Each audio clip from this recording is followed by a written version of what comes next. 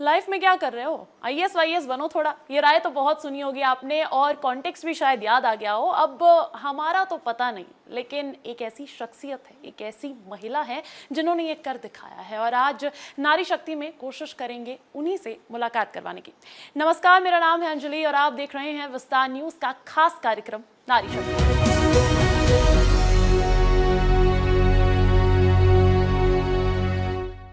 मेरे साथ इस वक्त मौजूद है जबलपुर नगर निगम कमिश्नर प्रीति यादव, जो कि एक आईएएस है। अपने आप में यही एक बड़ा पद होता है मैम, इससे ज़्यादा तो मैं क्या ही कहूँ, लेकिन इससे ज़्यादा आपको और जानने की कोशिश ज़रूर रहेगी इस पूरे इंटरव्यू के दौरान। तो सबसे पहले तो विस्तार न्यूज़ के इस खास कार्यक्रम में आपका स्वागत है।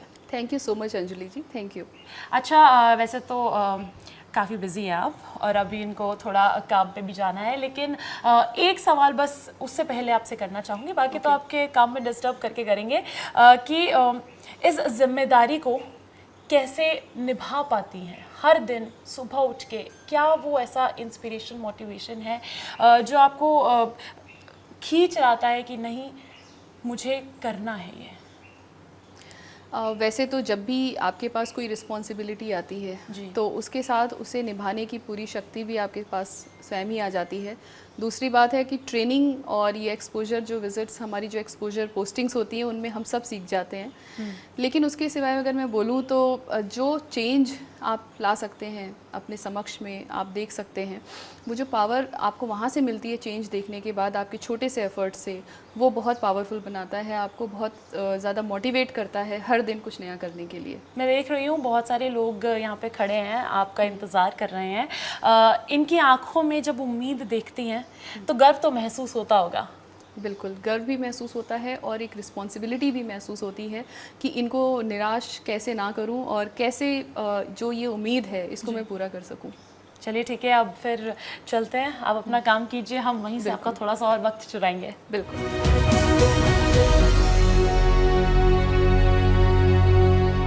और देखिए, आईएएस के पास टाइम नहीं होता, टाइम इनकी भारी किल्लत के बीच उनको उनके ऑफिस में ही पकड़ना पड़ता है। तो प्रीति जी यहाँ पर है, तो हम भी यहीं आ पहुँच रहे हैं। प्रीति जी, आपका वैसे तो वर्किंग आवर्स चल रहा है, बट कैन आई गेट थोड़ा सा वक्त आपका? प्रीति जी, कहते हैं कि आईएएस होना is not a cup of T. How is this life? कैसी है ये ज़िंदगी? अच्छी ज़िंदगी तो है ही है ये, लेकिन जो यहाँ पे आपको अपॉर्चुनिटीज़ मिलती हैं, जिस तरह के काम करने की आपको फील्ड मिलती है, वो एक अलग ही अनुभव है। ये जो थॉट था कि आईएएस बनना है मुझे, ये कब आया? वैसे मैं उत्तर प्रदेश से बिलोंग करती हूँ, तो आप लोग सुनते ही होंगे कि यूपी और बिहार, बिल्कुल वहाँ पे शुरू से ही बच्चों को बोला जाता है कि आप आईएएस बनिए और प्रशासनिक सेवा में जाइए। तो पहला थॉट जो आया था मेरे दिमाग में, वो मेरे पिताजी से ही आया था। My father gave the idea to me, I will से।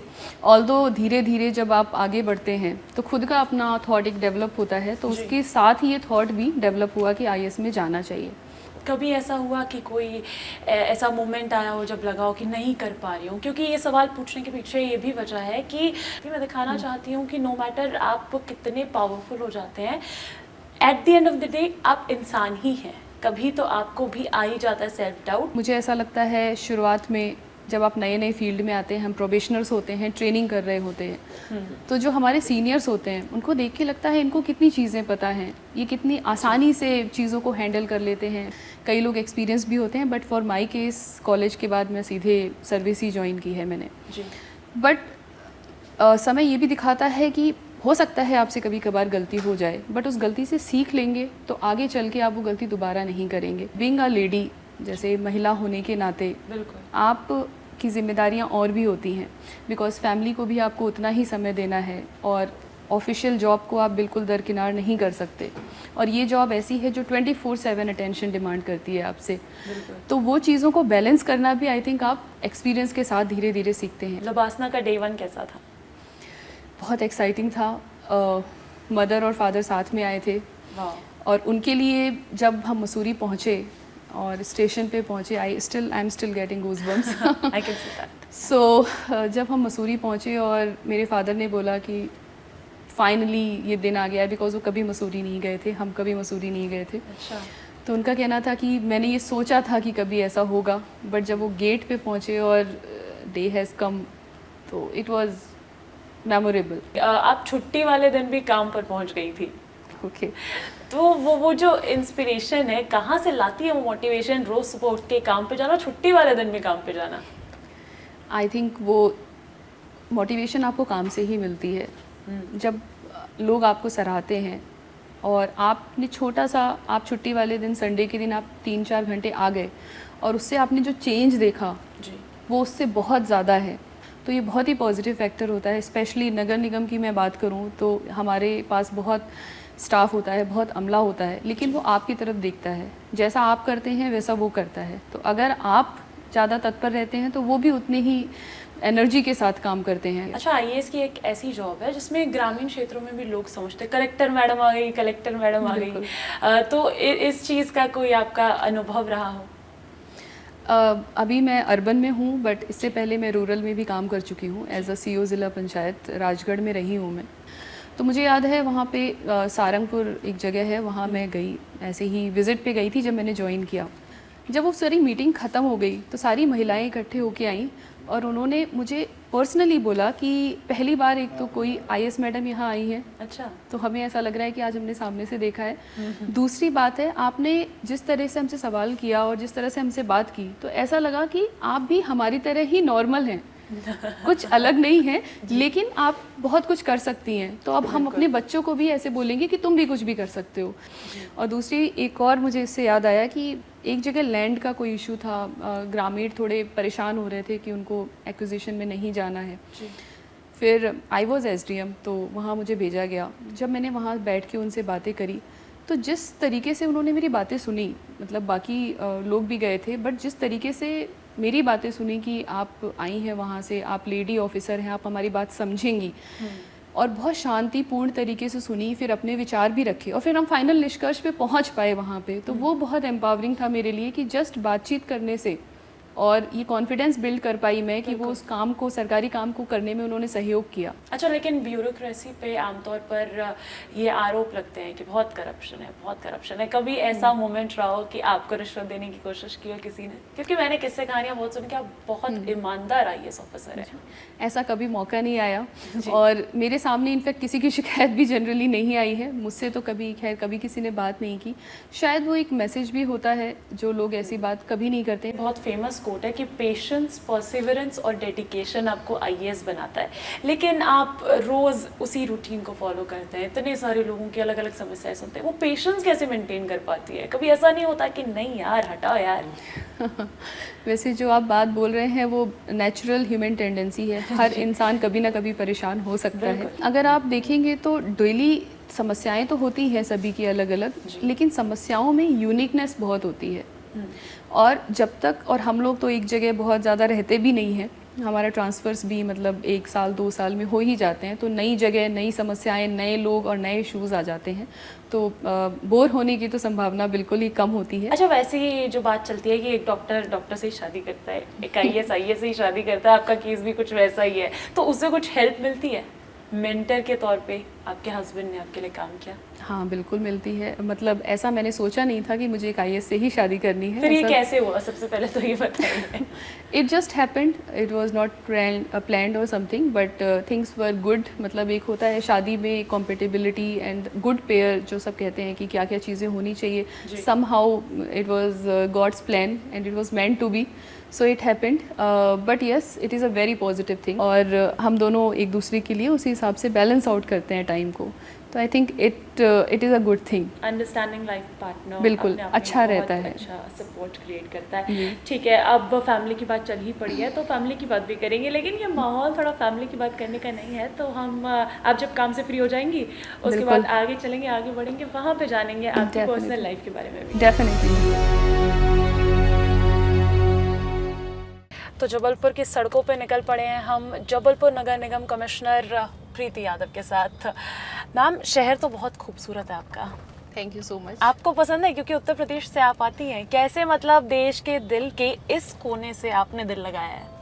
बहुत ही खूबसूरत है जबलपुर, ऐसा सब जानते हैं, बहुत ग्रीन है और आई थिंक बड़े शहर की सारी फैसिलिटीज़ के साथ छोटे शहर का सुकून भी जबलपुर में है, तो इट्स अ ग्रेट थिंग। ये बहुत सही बात बोली आपने। ऐसे ही चलते चलते कभी नज़र पड़ती है कि नहीं ये काम भी करवा देना चाहिए मुझे? बहुत नज़र पड़ती है, सडन थॉट आता हो? बिल्कुल, बहुत नज़र पड़ती है और बहुत सारी चीज़ें हमने टेकअप भी करी है यहाँ पे, बिकॉज नगर निगम की जॉब ऐसी होती है कि अर्ली मॉर्निंग आप निकलते हैं एक बार और पूरा शहर देखते हैं जब ऑलमोस्ट लोग सो रहे होते हैं तो उस समय चूँकि वंस यू आर इन नगर निगम आपको हर तरफ मतलब ये बहुत आयरनी है, आपको गंदगी ही ज़्यादा दिखती है। जहाँ देखते हैं आपको लगता है ये गंदा है, शायद ये और बेहतर हो सकता है, इसको सही किया जा सकता है। जब जबलपुर आई थी पहले पहले तो किस तरीके के चैलेंजेस फेस किए थे आपने इस सिटी के पर्सपेक्टिव में अगर बात की जाए तो?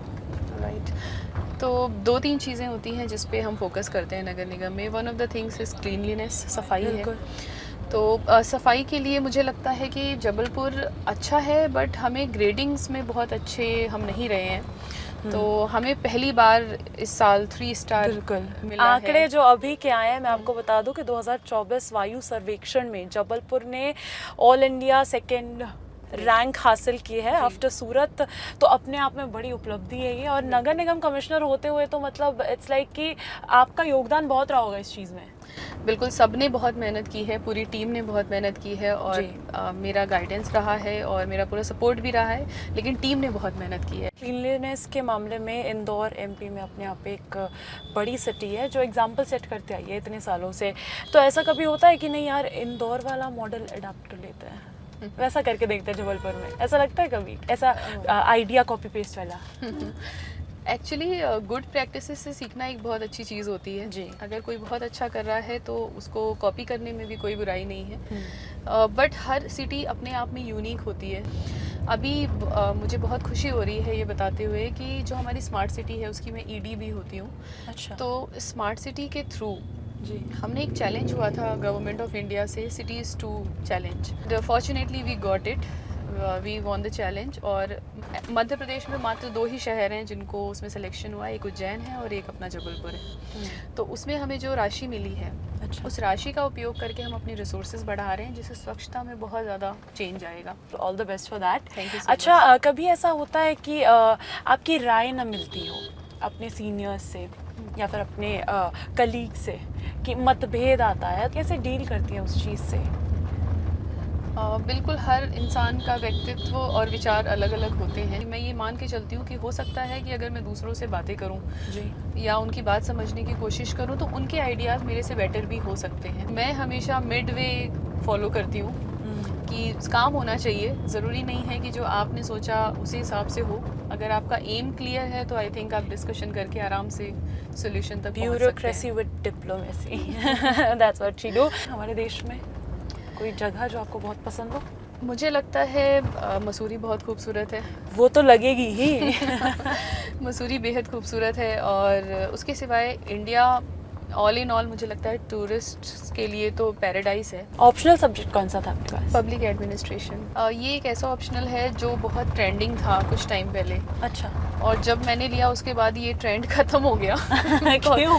मार्क्स उसमें सबके बहुत ख़राब आने लग गए समहाउ, मतलब अब वो हो सकता है पैटर्न चेंज हुआ हो एंड ऑल दोस थिंग्स। अच्छा अच्छा। तो now people are basically moving towards anthropology and other optionals.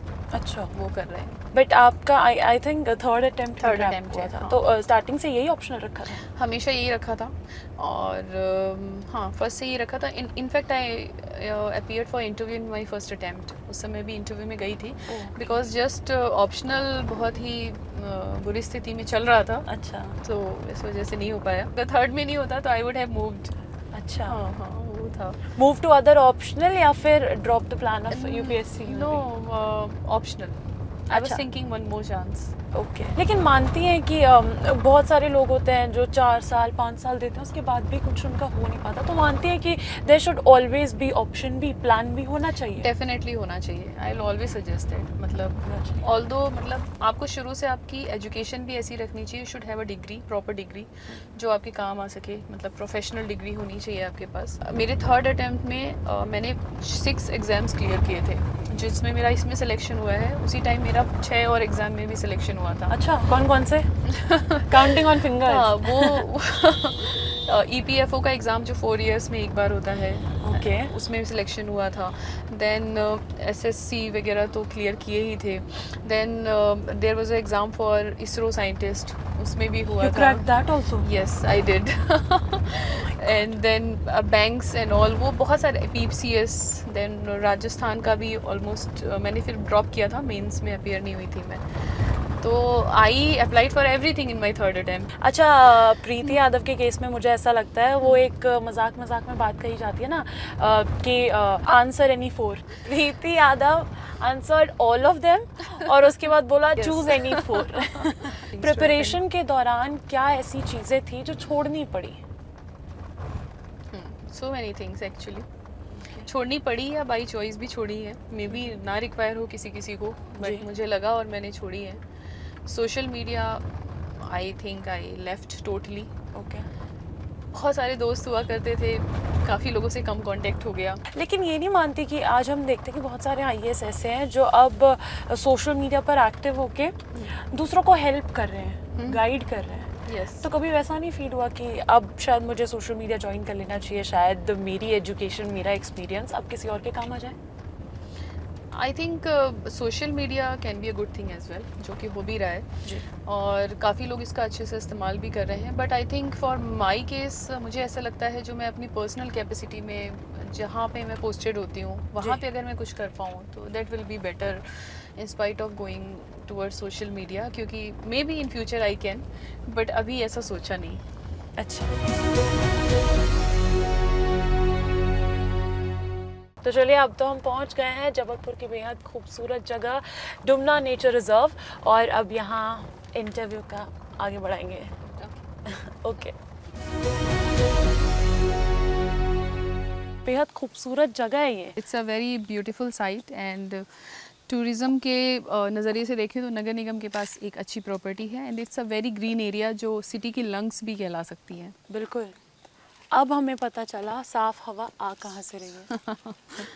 अच्छा, आप बता रही थी कि बहुत ही नॉर्मल मिडिल क्लास फैमिली से आई हैं आप। ये जो चेंज हुआ है, इस चेंज को आपने अपनी पर्सनल लाइफ में आने दिया है? प्रोफेशन आपकी पर्सनल लाइफ को इफ़ेक्ट करता ही है, चीज़ें बदलती हैं तो डेफिनेटली आपका शेड्यूल, आपकी डेली लाइफ काफ़ी चेंज हो जाती है। अब आपके 2 छोटे छोटे बच्चे हैं लेकिन अब उनके जो माँ बाप हैं वो दोनों IAS हैं, तो ऐसा लगता है कि कभी उन पे वो मेंटल प्रेशर आएगा, वो एक बर्डन आएगा कि नहीं मम्मी पापा इतने बड़े पोस्ट पे है तो हमें और बेहतर करना है, because that is how we see generally in society. हमारे समाज में ऐसी ही व्यवस्था है।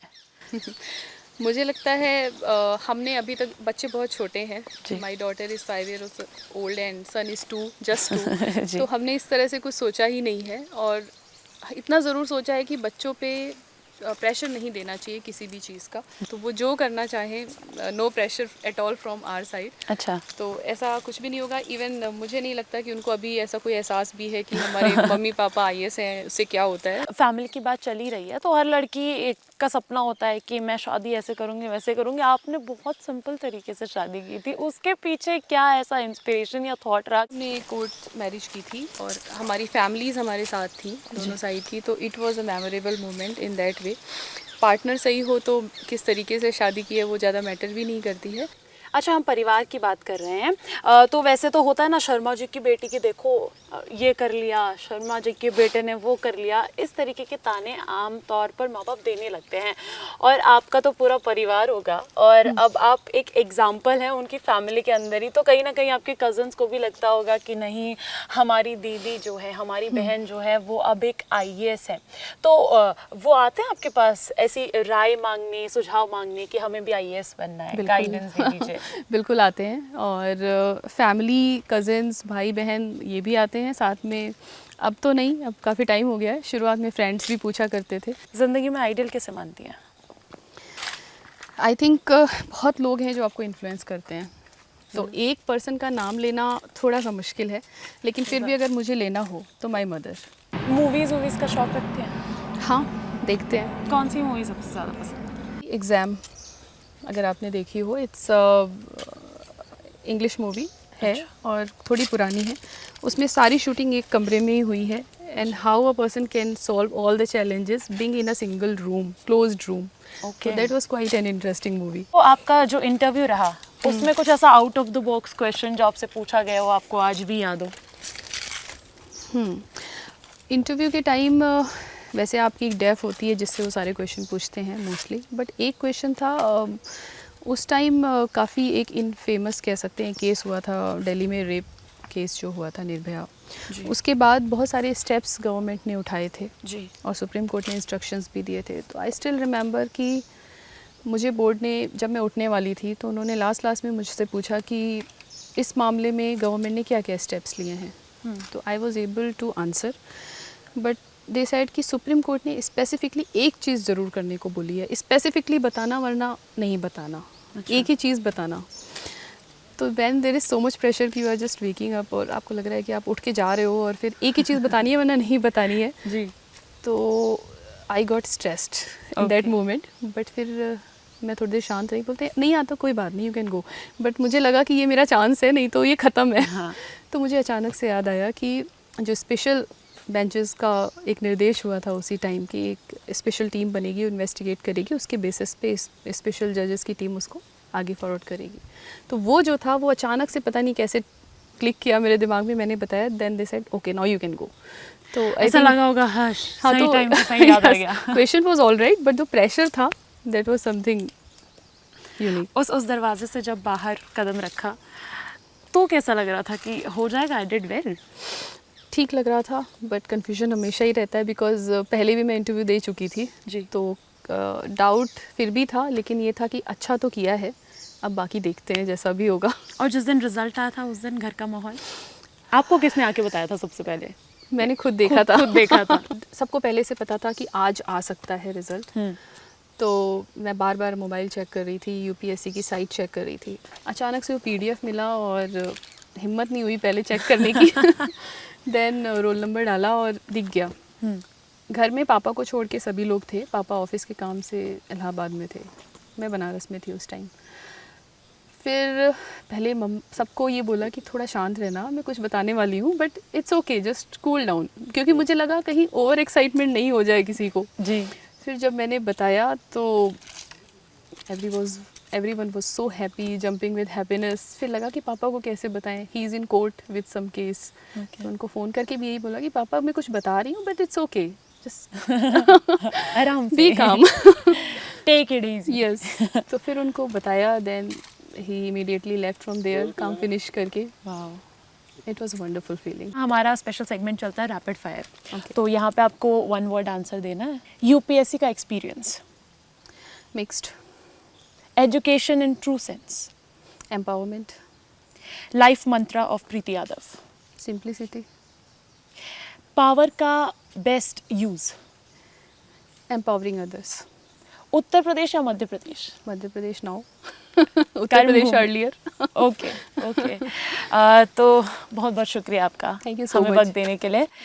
तो ये है हमारे साथ नगर निगम कमिश्नर आईएएस प्रीति यादव, जिनसे हमने बात की। और मुझे लगता है कि ये यूपीएससी एस्पिरेंट्स के लिए भी काफ़ी वैल्यूएबल इंटरव्यू साबित होगा, साथ ही साथ महिलाओं के लिए तो होगा ही, क्योंकि देखिए जब एक महिला इस मुकाम पर पहुंचती है तो खुशी हमारे अंदर भी होती है और एक जज्बा, एक हिम्मत मिलती है कि अगर वो कर सकती है तो हम भी कर सकते हैं। परिवार वो भी संभालती है, परिवार को संभालते हुए पावर को भी रूल कर सकती है। नारी शक्ति में आज कोशिश की है हमने एक ऐसी ही शख्सियत से मुलाकात करवाने की, आगे भी ऐसी ही शख्सियत से मुलाकात करवाते रहेंगे। फिलहाल के लिए मुझे दीजिए इजाज़त, नमस्कार।